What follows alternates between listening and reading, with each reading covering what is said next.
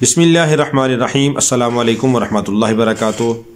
محترم ناظرین، اگر کسی آدمی کو مرگی کی شکایت ہو تو اس کے لیے ایک انتہائی آسان سا عمل ہے کہ سورہ فتح کی آخری آیت نمبر 29، اعوذ باللہ من الشیطان الرجیم، بسم اللہ الرحمن الرحیم، محمد الرسول اللہ والذین معہ اشداء علی الکفار رحماء بینہم تراہم رکعا سجدا یبتغون فضلا من اللہ ورضوانا سیماہم فی وجوہہم من اثر السجود ذالک مثلہم فی التوراۃ ومثلہم فی الانجیل کزرع اخرج شطأہ فآزرہ فاستغلظ فاستوى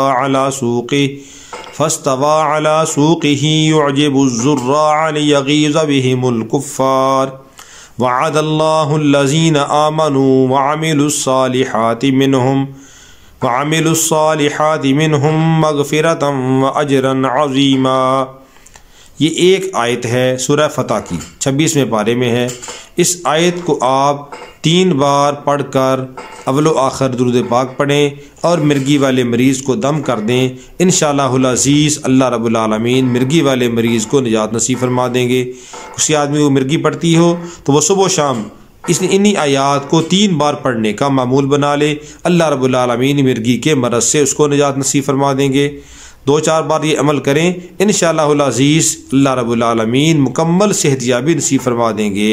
اللہ رب العالمین ہم سب کا حامی و ناصر ہو اور ہم سب کو، ہر مسلمان کو ہر بیماری سے، ہر پریشانی سے محفوظ رکھے۔ السلام علیکم ورحمۃ اللہ وبرکاتہ۔